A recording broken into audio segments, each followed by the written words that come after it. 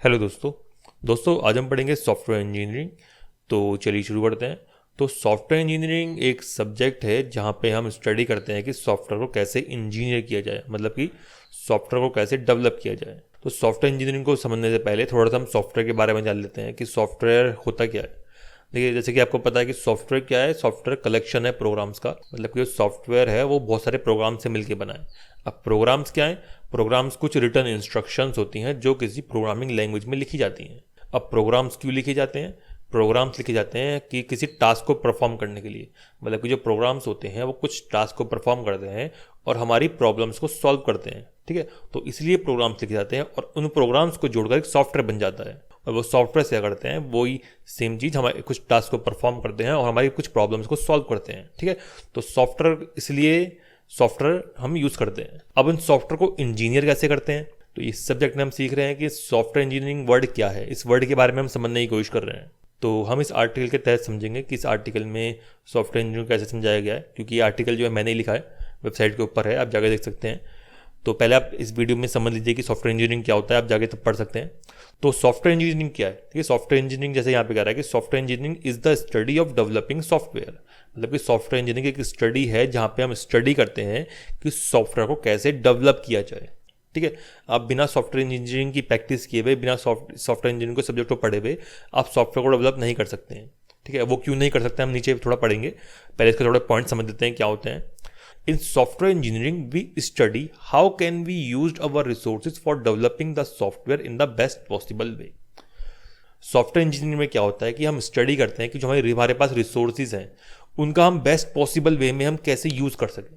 The aim of software engineering is to develop the environment of professional confidence, मतलब कि जो software engineering का जो मेन एम होता है वो क्या होता है कि हमें जो हम सॉफ्टवेयर डेवलप कर रहे हैं वो एक प्रोफेशनल एनवायरनमेंट में डेवलप करें, मतलब कि एक डिसिप्लिन्ड वे में डेवलप करें, एक सिस्टमेटिक वे में डेवलप करें। ठीक है, क्योंकि प्रोग्रामिंग आ जाने से हम सॉफ्टवेयर को डेवलप नहीं कर सकते हैं। प्रोग्रामिंग आ जाने से हम सॉफ्टवेयर को अब डेवलप करने की कोशिश तो कर सकते हैं, लेकिन आप डिसिप्लिन्ड एक प्रोफेशनल वे में आप सॉफ्टवेयर को डेवलप नहीं कर सकते हैं। उसके लिए आपको सॉफ्टवेयर इंजीनियरिंग की स्टडी आपको करनी जरूरी है, तभी आप सॉफ्टवेयर डेवलपर बन सकते हैं या फिर सॉफ्टवेयर इंजीनियर बन सकते हैं। ये टर्म यहाँ पे आपने सुनी होगी, सॉफ्टवेयर इंजीनियर। तो आप उसके लिए आपको सॉफ्टवेयर इंजीनियरिंग की स्टडी करनी पड़ेगी, वहाँ पे आपको इसको प्रैक्टिस करनी पड़ेगी। ऐसा नहीं है कि सिर्फ स्टडी करने से काम चलेगा, आपको इसकी लाइव प्रैक्टिस भी करनी पड़ेगी। ठीक है, तो नेक्स्ट पॉइंट पढ़ते हैं। In software engineering we learn about software development, we learn how to develop the software systematically. It is the process of software development where software engineers analyze user needs and develop the software according to the user requirements. तो next है हमारा why software engineering needed, मतलब कि software engineering की हमें जरूरत क्यों है। थोड़ा सा ये समझ लेते हैं। सॉफ्टवेयर इंजीनियरिंग का आप स्टडी कर रहे हैं, आप सॉफ्टवेयर इंजीनियरिंग की आप वीडियो देख रहे हैं, इसकी आप स्टडी करेंगे, तो आप इसकी स्टडी क्यों कर रहे हैं, इसकी हमें ज़रूरत क्यों है। तो जैसे कि मैंने आपको बताया था कि सॉफ्टवेयर को डेवलप करने के लिए हमें सॉफ्टवेयर इंजीनियरिंग हमें पढ़ना पड़ेगा। तो वही पॉइंट हमें कह रहा है कि to engineer a software product you have to study the subject of software engineering. तो ये स्पेलिंग यहाँ पे गलत है, इसे मैं ठीक कर दूंगा। तो यहाँ पे इंजीनियर है, ठीक है। This subject study is important if you want to be a software engineer. ठीक है, तो जैसे कि मैंने आपको बताया कि वही सेम पॉइंट है कि आपको सॉफ्टवेयर इंजीनियर अगर आपको बनना है तो आपको सॉफ्टवेयर इंजीनियरिंग की आपको स्टडी करनी पड़ेगी। सिर्फ प्रोग्रामिंग आ जाने से आपको सॉफ्टवेयर को डेवलप नहीं कर सकते हैं। प्रोग्रामिंग के साथ साथ भी आपको उसमें बहुत चीज़ें की आपको जरूरत पड़ती है। ठीक है, तो सपोज करो कि अगर आप कोई बंदा है कि आप किसी नए बंदे से पूछ रहे हो, जैसे कि आप बीसीए कर रहे होंगे या बीटेक कर रहे होंगे, फर्स्ट टाइम आप इस सब्जेक्ट को पढ़ रहे होंगे, मतलब प्रोग्रामिंग सब्जेक्ट को, तो अगर आप किसी नए बंदे से पूछा जाए कि अगर आप सॉफ्टवेयर डेवलप करोगे तो आप उसको सॉफ्टवेयर को डेवलप करने के लिए आपको क्या चाहिए, वो आपसे कह सकता है कि आपको सॉफ्टवेयर डेवलप करने के लिए आपको प्रोग्रामिंग लैंग्वेज आना जरूरी है। लेकिन सिर्फ प्रोग्रामिंग आ जाने से आप सॉफ्टवेयर को डेवलप नहीं कर सकते हैं, क्योंकि प्रोग्रामिंग क्या है, प्रोग्रामिंग तो मुझे भी आती है, प्रोग्रामिंग तो कोई भी सीख सकता है, मतलब उसमें थोड़ा हार्ड होती है, ऐसा नहीं कि इतनी आसान होती है। थोड़ा इसमें कोडिंग अगर आप सीखोगे तो आप कोई भी सीख सकता है, लेकिन सिर्फ प्रोग्रामिंग सीख जाने से कोई सॉफ्टवेयर को डेवलप नहीं कर सकता है। ठीक है, प्रोग्रामिंग सीख जाने से वो सॉफ्टवेयर को डेवलप कर सकता है, लेकिन वो सिस्टमेटिक वे में वो उसको डेवलप नहीं कर सकता है। ठीक है, क्यों नहीं कर सकता? क्योंकि सॉफ्टवेयर को डेवलप करने के लिए प्रोग्रामिंग के साथ साथ बहुत सारी चीज़ों की जरूरत पड़ती है। क्योंकि सॉफ्टवेयर को आप डेवलप करोगे तो आपको सॉफ्टवेयर की रिक्वायरमेंट चाहिए होती है। आप ये एग्जांपल एक बिल्डिंग से ले लो। अगर आप कोई कस्टमर आपके पास आएगा, वो कहेगा कि सर मुझे एक बिल्डिंग बनानी है, तो आप उस कस्टमर की रिक्वायरमेंट पूछोगे कि सर आपको बिल्डिंग किस तरह की बनानी है, मतलब आपको बिल्डिंग में किस तरह के कमरे चाहिए, शॉप के लिए बनवानी है, घर बनवाना है, या घर बनवाना है, शॉप बनवानी है, तो उसमें कितने कमरे चाहिए, क्या आपकी रिक्वायरमेंट्स हैं, वही आप उसको सॉफ्टवेयर से रिलेट कर लेना कि कैसे कैसे है। मैं आपको बिल्डिंग का एग्जांपल दे रहा हूँ, ठीक है। इसमें क्या होता है कि आप उस कस्टमर की रिक्वायरमेंट्स लेते हो, और रिक्वायरमेंट्स लेने के बाद उसके बाद आप सीधा बिल्डिंग नहीं डेवलप करते हैं, मतलब बिल्डिंग सीधा आप नहीं बनाते हैं। आप क्या करते हैं, उसके बाद उसका एक ब्लूप्रिंट तैयार करते हैं, ठीक है, आप डिज़ाइन तैयार करते हैं, ठीक है। उसके बाद आप जाके कोडिंग करते हैं, बिल्डिंग को आप डेवलप करते हैं, उसके बाद कोडिंग पार्ट आता है। सिर्फ कोडिंग का जाने से सॉफ्टवेयर नहीं डेवलप होता है, ठीक है, मैं अब भी बता रहा हूँ। तो इसमें सॉफ्टवेयर इंजीनियरिंग आपको पढ़नी पड़ेगी। सॉफ्टवेयर इंजीनियर अगर आपको बनना है तो ये सब्जेक्ट आपको पढ़ना पड़ेगा, ठीक है। तो फिर से बिल्डिंग के एग्जांपल पे चलते हैं। तो ब्लूप्रिंट से हम क्या करते हैं, हम इस कोडिंग को, हम इस बिल्डिंग को हम तैयार करते हैं, ठीक है। मतलब कोडिंग पार्ट क्या है, उससे पहले हमारे रिक्वायरमेंट्स ली, फिर ब्लूप्रिंट लिया, फिर उसके बाद कोडिंग करी।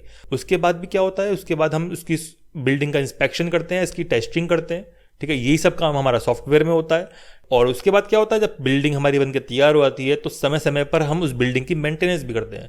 या तो जो कस्टमर हमारे पास आएगा, जो उसने बिल्डिंग बनवाई है, कि सर इसकी मेंटेनेंस करिए, या फिर हम अपनी सर्विस देंगे कि सर हमने ये बिल्डिंग बनाई है तो हम इस बिल्डिंग की मेंटेनेंस करेंगे, इस सॉफ्टवेयर की मेंटेनेंस करेंगे, ठीक है।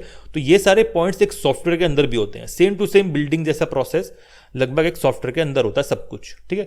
तो यही मैं आपको इस पूरे जो मैंने लिखा है अपने वर्ड शब्दों में, इसको मैंने एक्सप्लेन किया है अपने वर्ड्स में दोबारा से, ठीक है। तो ये था आपका सॉफ्टवेयर इंजीनियरिंग। तो थोड़ा सा आप समझ गए सॉफ्टवेयर इंजीनियरिंग क्या होता है। तो नेक्स्ट हम पढ़ते हैं सॉफ्टवेयर क्राइसिस के बारे में, क्योंकि इस आर्टिकल में मैंने सॉफ्टवेयर क्राइसिस के बारे में लिखा हुआ है। तो थोड़ा समझ लेते हैं हम क्या होता है सॉफ्टवेयर क्राइसिस, जो वर्ड है, जल्दी जल्दी। तो सॉफ्टवेयर क्राइसिस वर्ड क्या है? देखिए, जो वर्ड है नॉर्मली वहाँ ही होता है जब भी कोई कंपनी या कोई भी बंदा सॉफ्टवेयर डेवलप कर रहा है और उसको सॉफ्टवेयर डेवलप करने में डिफिकल्टीज पैदा हो रही हैं। मतलब कि वो सॉफ्टवेयर डेवलप करने के दौरान उनको डिफरेंट प्रॉब्लम्स का सामना करना पड़ रहा है और वो सॉफ्टवेयर को डेवलप नहीं कर पा रहे हैं, तो वहाँ पे ये सॉफ्टवेयर क्राइसिस टर्म यूज होता है। तो ये एक नॉर्मल टर्म है जो सॉफ्टवेयर इंडस्ट्रीज में यूज़ किया जाता है। तो जैसे कि आप पढ़ लेते हैं, तो सॉफ्टवेयर क्राइसिस क्या है? सॉफ्टवेयर क्राइसिस एक टर्म है which is used when many difficulties encountered to developing the computer software.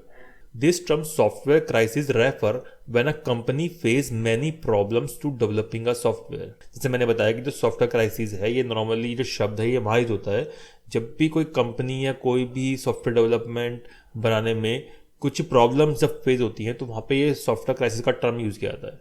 तो ये जो सॉफ्टवेयर क्राइसिस जो टर्म है, ये 1960s के आसपास इस टर्म को यूज़ किया गया था। उस समय क्या था कि 1960 से 1980s के बीच में क्या हो रहा था कि जो कंपनी सॉफ्टवेयर को डेवलप कर रही थी, जो प्रोजेक्ट अपने हाथ में ले रही थी, वो ज़्यादातर जो कंपनीज हैं उन सॉफ्टवेयर को या उन प्रोजेक्ट को डेवलप करने में फेल हो रही थी। उसके उनके बहुत सारे रीजंस थे। उस समय क्या हो रहा था कि 1960 से 1980s के बीच में, आप विकिपीडिया में जाकर देख सकते हैं, उस समय जो क्राइसिस होने के, सॉफ्टवेयर क्राइसिस होने के जो मेन जो कारण थे, जो प्रोजेक्ट थे वो ओवर बजट हो रहे थे। ओवर बजट के साथ साथ वो आउट ऑफ टाइम हो रहे थे, या फिर उनकी डिलीवरी जो है लेट हो रही थी, या फिर जो सॉफ्टवेयर की जो क्वालिटी है वो पुअर थी, या फिर software did not meet requirements. तो नॉर्मली जिसमें क्या हो रहा था कि जो सॉफ्टवेयर है वो रिक्वायरमेंट्स मीट नहीं कर रहे थे। जो कस्टमर हमारे पास आ रहा है उसकी रिक्वायरमेंट्स वो सही से वो उस पर खरे नहीं उतर रहे थे। Project does not manage well and very efficient. Software complexity increased, मतलब जो सॉफ्टवेयर है वो यूजर के लिए काफ़ी कॉम्प्लेक्स था। Lack of communication between software developer and users, lack of adequate training in software engineering, ठीक है।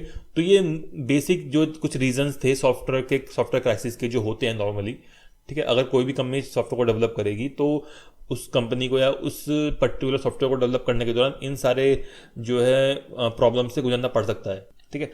तो जैसे यहाँ पे देखते हैं कि सॉल्यूशन ऑफ सॉफ्टवेयर क्राइसिस, मतलब कि सॉफ्टवेयर क्राइसिस का सॉल्यूशन क्या था। The solution is simple, to never face software crisis is software engineering practice among the engineers. तो सॉफ्टवेयर क्राइसिस जो हो रहा था उस समय, उसका जो मेन कारण था वो था सॉफ्टवेयर इंजीनियरिंग की उस समय इतनी प्रैक्टिस नहीं थी, उस समय इतनी स्टडी नहीं की जाती थी, मतलब कि सॉफ्टवेयर इंजीनियरिंग के ऊपर इतना ध्यान नहीं दिया जाता था।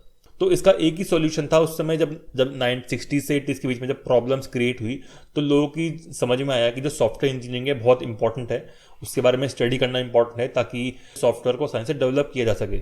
मतलब कि ये सारी जो प्रॉब्लम्स जो फेस कर रही हैं जो कंपनियां, उन्हें ये फेस ना करना पड़े। तो यहाँ पे थोड़ा सा और देख लेते हैं। The main problem creates of software crisis is unorganised way of work. तो वही जो मैंने आपको बताया कि जो सॉफ्टवेयर क्राइसिस का जो मेन प्रॉब्लम थी, जो वर्क था वो अनऑर्गेनाइज्ड वे में चल रहा था सब कुछ। So software engineer is only way that help the software company to work in an organised manner, systematically and disciplined way.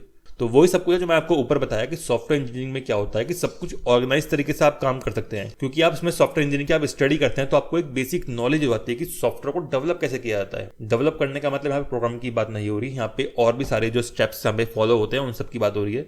Requirements हो गई, इसमें डिजाइन डॉक्यूमेंट्स हो गया, टेस्टिंग हो गई, मेंटेनेंस हो गया। तो लास्ट लाइन और पढ़ लेते हैं। Actually learn programming only does not mean you will develop a good quality software. ठीक है, तो वही पॉइंट है जो मैंने बताया कि प्रोग्रामिंग लर्न करने का मतलब ये नहीं है कि आप एक अच्छी क्वालिटी का सॉफ्टवेयर बना सकें। You should also understand the software engineering concept and practice it, which helps to create a professional and disciplined environment. ठीक है, तो यही था हमारा सॉफ्टवेयर क्राइसिस का जो सॉल्यूशन था। जो हमारे मेन सॉल्यूशन यही है कि सॉफ्टवेयर इंजीनियरिंग आपको सीखनी पड़ेगी आपको सॉफ्टवेयर डेवलप करना है। तो थैंक यू दोस्तों, अगर आपको वीडियो पसंद आया तो आप मेरे इस वीडियो को लाइक कर सकते हैं। आप चाहें तो मेरे इस चैनल को सब्सक्राइब भी कर सकते हैं ताकि मैं आपके लिए ऐसे वीडियो लाता रहूँ। थैंक यू दोस्तों।